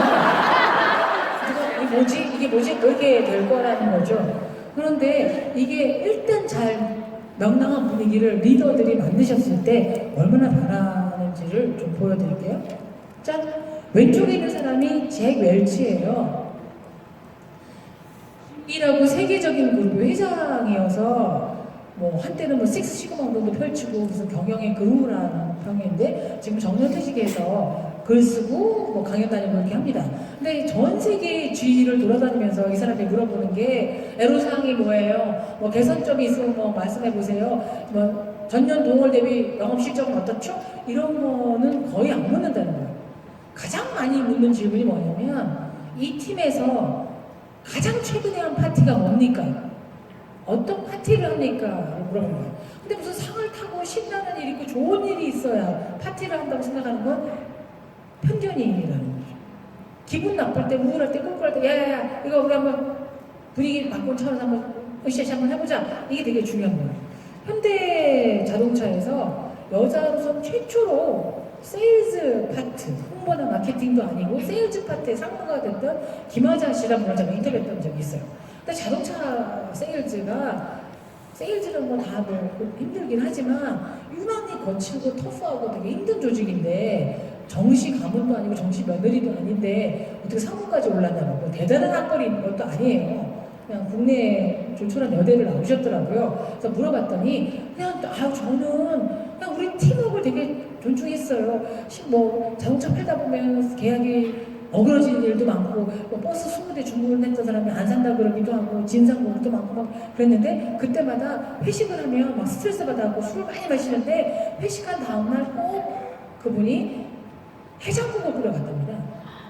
그래서 그 북어국이 됐던 육개장이 되고 끓여가가지고 전날 쓰릴 정도로 술 많이 먹고 피곤하고 늦어가지고 또 늦었네 깨지겠다고 들어왔는데 욕하기는 그냥 어서 어제 고생했지 아이고 힘들었겠다 먹어 이렇게 하고 해장국 먹으면서 야 오늘 우리 해장국 먹고 속도 풀고 분위기도 풀자 오늘 또 화이팅이다 이렇게 해서 그게 굉장히 감사하게 여겼던지 그 사람들이 더 힘을 내가지고 현대에서는 최초에 됐다는 얘기가 있다는 거죠. 어떤 일이든지 으쌰으쌰해주는 분위기, 한번 파티 만들어주는 분위기, 이런 것들은 여러분들 하긴 하는 것 같아요. 별거 아무것도 안 된다는 거예요. 와, 오늘 빵가 잘 나왔어요. 라면 파티에 그러면 한번 살까? 그래갖고 제가 라면 파티를 할 수 있는 거고, 어떤 일이든지 간에 이런 거, 나 다시 여기 나오고 싶어. 이렇게 파티 자주 하고, 커피 파티라도 자주 하고, 얘기할 수 있는 이 조직이 꼭 출근하고 싶어라는 분위기에 맞는 리더이고요.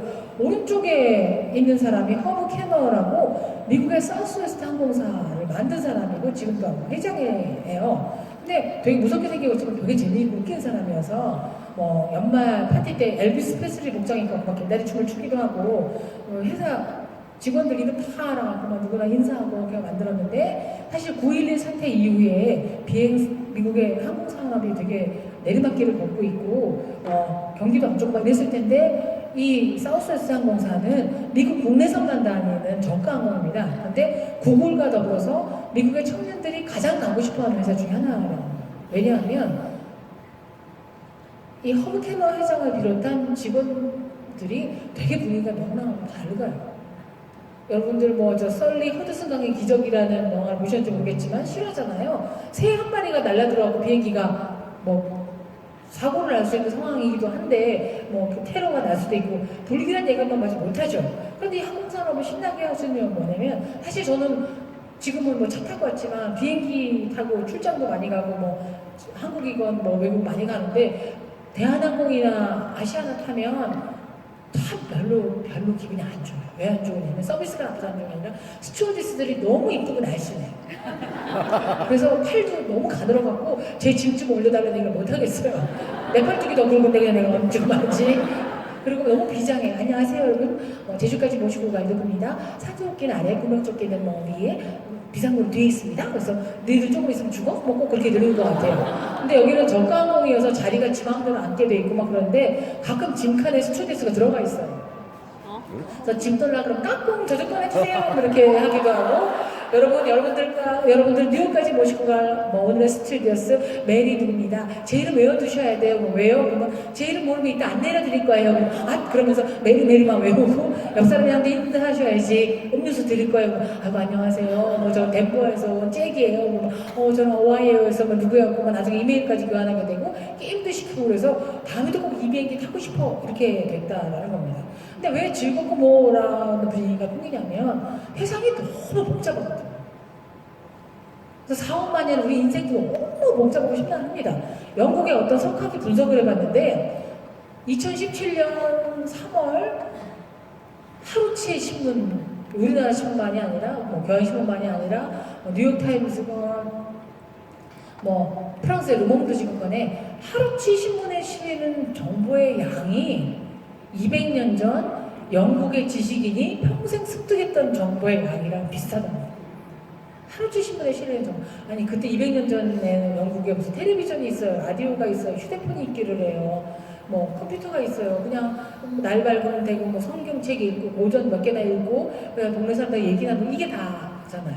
근데 우리는 막 넘치는 정보 신문 일면부터 보면은 뭐 이제 뭐 박근혜 전 대통령 검찰 수사 뭐 일정 잡히나 뭐 이제 장미 대선이 시작됐는데 후보들은 어떻게 돼 있나 합종 연행했는데 김종인과 대연정이 될 것이냐부터 시작해서 뭐 다른 거 다 나오고 뭐 왜 뭐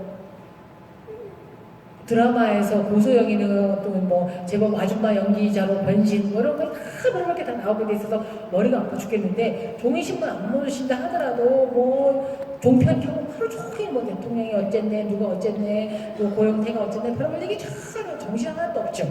그것도 정신없어 죽겠는데 스마트폰 켜보면 단체방 카톡방에 들어가고 깍깍깍깍 들어와가지고 별별 거 다 돼 있어서 정말 심란할 수밖에 없는 세상이 돼 있어요. 그래서 제가 이제 여러분들이 뭐 100세 시대를 사네 어쩌네 한다 하더라도 암 발병률 어마무시하게 늘어나고 치매 환자는 10년 전에 2배고 우울증 환자들은 이루 말할 수가 없고 뭐 장난 아닌 거죠.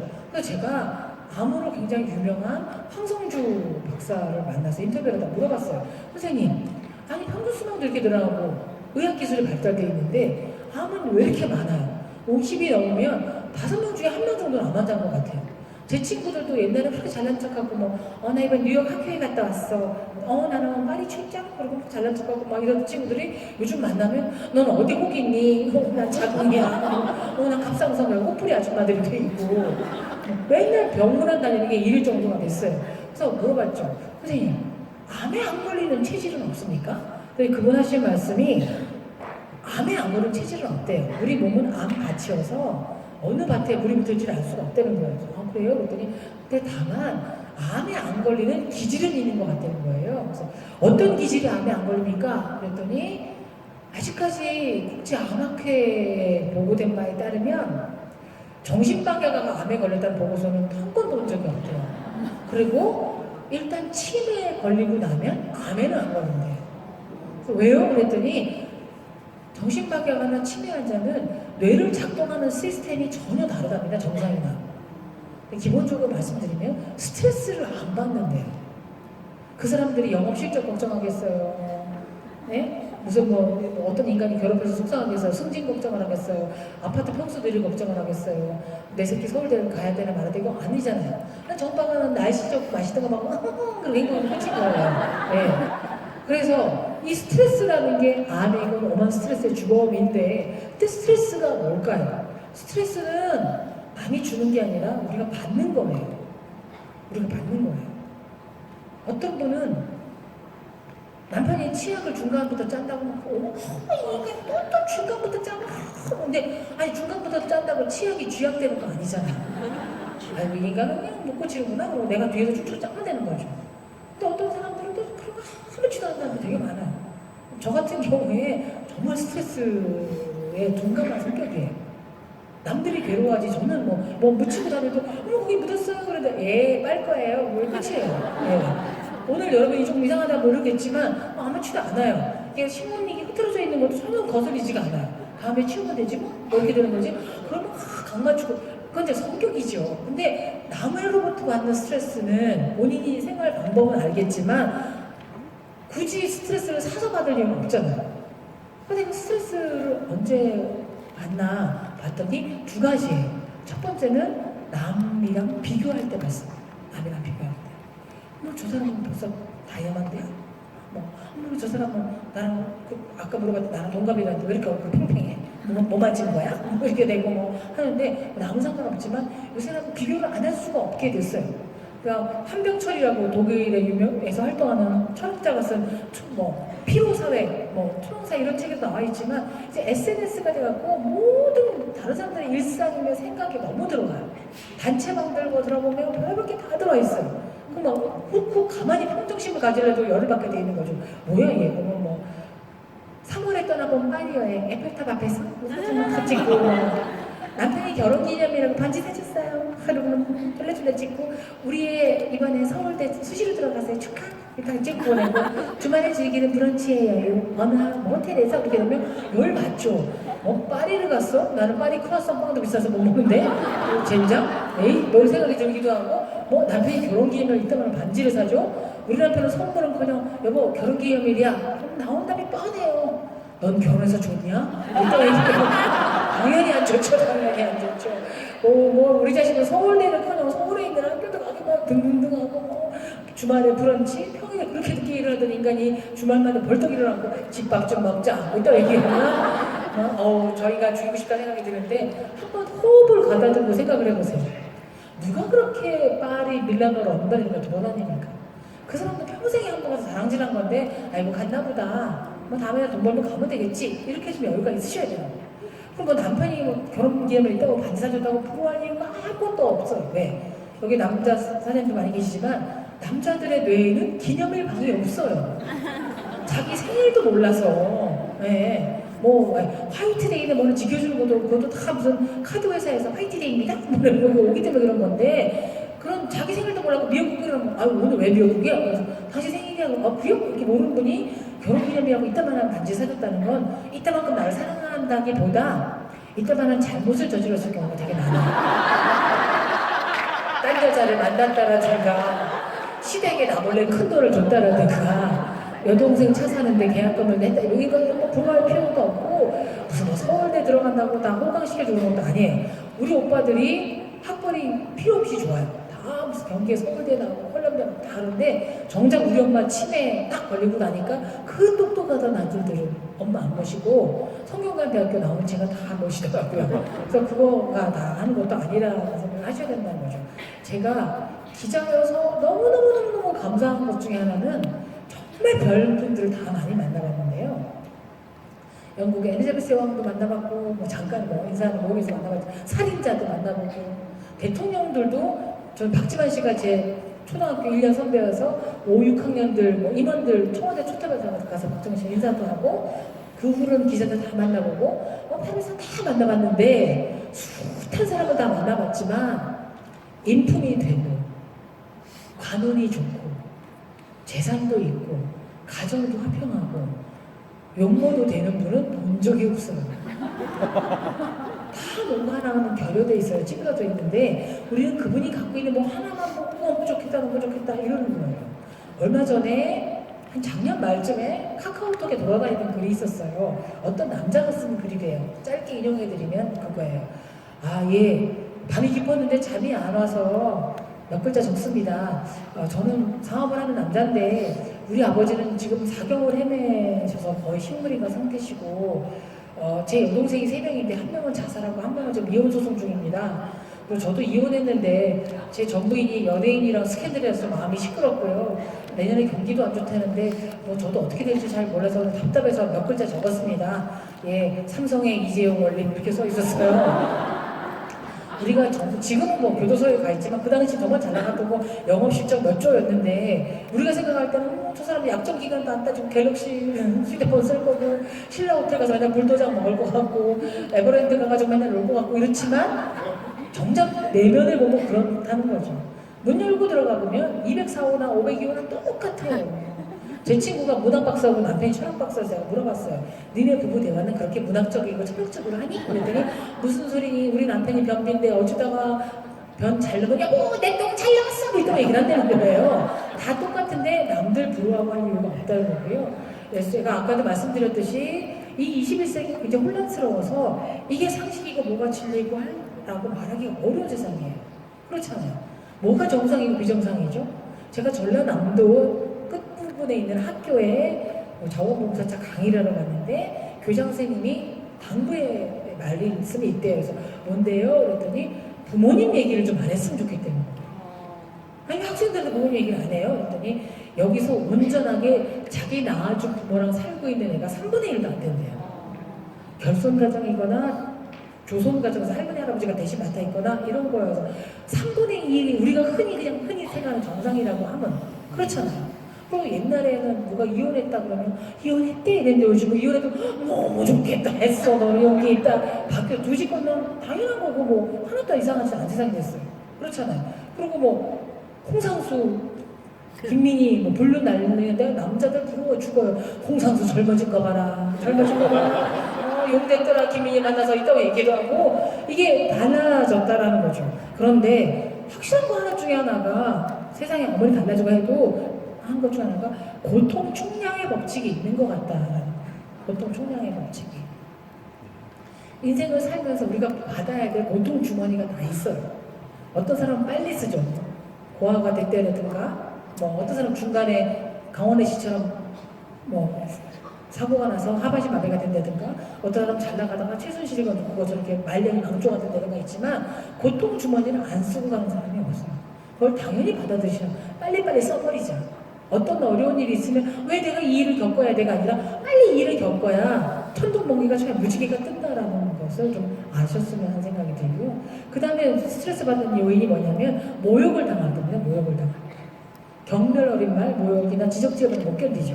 저는 정말 여성들, 대한민국 여성들이 너무 안타까운 것 중에 하나는 정말 능력이 빼어나고 뭐 사법고시, 행정고시 지금 곧 없어지지만 로스쿨 다 뭐 내에서 없어지지만 1등 다 여자예요. 3군 상관학교, 6군 상관학교는 다 여자가 수석이에요. 몽땅 다. 학교에서 반장, 학생도 다 여자예요.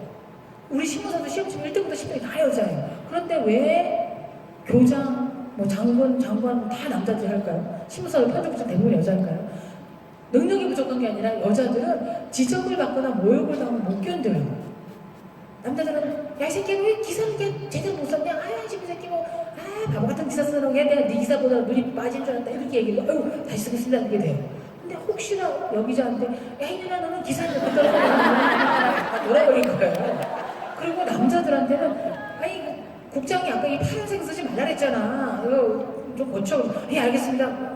고치겠습니다 이렇게 돼요. 근데 여자한테 아이 국장이 파란색 쓰지 말라 그랬잖아. 그렇게 얘기를 하면 언제요? 뭐 이러거나 후배들도 이제 저한테 막 그러세요 막 울어가지고 마스카라 먼저 미저리 돼가서 막 화장실 가서 문자 보내요. 가방 좀 갖다 줘. 얼굴 고쳐야 돼. 뭐 이러거나 아니면 막 20살 어린 사람 같으면 지가 되게 이쁜 줄 알고 이렇게 돼 있어서 돌아버리겠어요. 20살 이후에 혀를 내미는 거 민폐예요. 근데 왜 그러나 봤더니 남자들은 자기랑 자기가 한 일이랑 분리가 돼요. 그래서 상사건 고객이건 누구든 내가 한 일에 대해서 지적을 해준다고 생각하고 있기 때문에 그렇게 자존심 상하지도 않고 화낼 일도 없는데 여성들은 나를 욕했다고 생각해요. 조금 잘못한 일을 지적을 해줘도 부장님 저만 미워하세요. 제가 아까 커피도 타드렸잖아요. 말도 안 되는 얘기를 해요. 삼성생명보험에서 상무까지 올라간 보험 플래너가 있으신데 물어봤어요. 연 10억 이상의 매출 올린 분이에요. 보험 얼마나 거절 많이 당하겠어요. 얼마나 이상한 말 듣겠어요. 근데 어떻게 버티셨어요? 그 거절, 숱한 거절 당하고. 근데 그분이 하는 얘기가 저는 한 번도 고객이 저를 거절했다고 생각한 적 없습니다. 제가 제안한 상품을 거절했다고 생각합니다. 그러면 그 고객한테 더 어울리거나 맞는 상품을 전달하고 노력을 했을 뿐이라는 거예요. 그럼 자존심 상할 일도 아무것도 없다라는 거죠. 그리고 저도 사회생활 30여 년 하고 지금도 사회생활 하지만 사회생활 할 때 가장 무서운 존재가 누구냐면 신념을 가진 또라이를 만날 때입니다. 당할 재간이 없습니다. 신념을 가진 또라이가 누스킹이 뭐해? 누스킹이? 뭐 이렇게 이거 뭐해? 이런 사람들이 있어요. 뭐 한다고 뭐 이런 얘기들이 있어요. 그럴 때마다 저희가 왜 저래라고 하실 필요가 없는 게 보통 총량의 법칙만 있는 게 아니라 또라이 총량의 법칙도 있습니다. 우리가 만나야 될 또라이 숫자 양이 있어서 그냥 그런 또라이가 있나 보다 빨리빨리 다 채워버리자라고 하셔야 되고요. 이 또라이 피하려고 딴 데 가봤자 새 또라이가 깍꿍하고 나타나요. 이런 또라이 처음이지? 뭐 이렇게 그런 거에 연연할 필요가 없다라는 겁니다.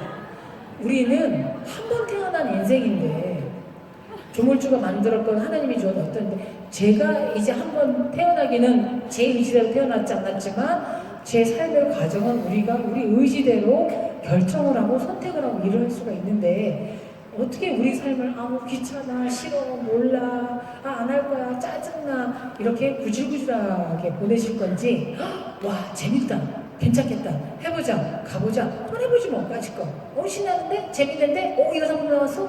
그 책 4권 나왔어? 야 나는 AI 더 좋던데? 왜 피안에 손들었지? 이렇게 흥미진진하게 해주고 있는 거. 나이 들어가는 것, 사회생활하는 것의 최고의 기술은 흥미를 잃지 않는, 호기심을 잃지 않는 거예요. 이 일을 내가 왜 하지? 이 상품은 뭐지? 이 사람은 어떤 사람이지? 내가 어떤 장점을 얘기를 해줘야 되지? 여기서 어떤 매력을 찾을 수가 있지? 호기심을 잃지 않고 찾아가시는 게 여러분들의 공감력을 하고 너무 재밌지 않아? 이거 보더니 괜찮지 않아? 라고 하셔야 돼요. 우리한테 기쁨을 주고 스스로에게 수시로 기뻐하고 감사해야 주라는 게 한 번 태어난 우리 삶에 대한 예의이자 의무라고 생각합니다. 저도 사실 평창까지 왜 일찍이야 새벽에 일어나야 되는데 귀찮게 생각하면 몇 푼 준다고 할 거예요. 근데 감사하고 고맙게 생각하면 진짜 하우머치 생큐 아이던데 어찌나 감사한지 모르겠어요. 강의 시간 일찍 아침에 강원도에 너무너무 좋고 신나고 또 이따 가서 오후 할 일도 있고 이 강사를 걸어가지고 봄 코트를 한번 사야 되겠다는 생각에 굉장히 뿌듯한 거죠. 그래서 여러분들도 어떤 일이 있던 최고의 긍정적인 일, 나한테 기쁨을 주는 일, 그리고 무엇보다 여러분 스스로에게 감사하십시오. 여러분들 지금 아무도 교도소에 안 계시잖아요. 대통령도 곧 갈 교도소 여러분들 안 계시다는 건 얼마나 축복이에요. 물론 아직 좀 탈로가 안 나서 안 가신 분들 있겠지만 그 다음에 아무도 지금 안병동에 안 계시잖아요. 건강하시다는 거예요. 그리고 여러분 할 일이 있으시고 누구나 다 아는 뉴스크린에서 이런 아름다운 일을 하신다는 스스로에게 굉장히 감사하고 기특해 하셔야 된다는 겁니다. 내 스스로에게 감사하고 기특할 때 그 소통과 공감력이 훨씬 피어날 거라고 생각하고요. 저도 말대로 이것대로 실현하지도 못하고 배워가는 중입니다. 그런데 앞으로 오래 살 거기 때문에 차근차근 배워갈 생각입니다. 여러분 만나서 굉장히 반가웠고요. 그만두라고 사인이 왔습니다. 가겠습니다. 안녕히 계세요.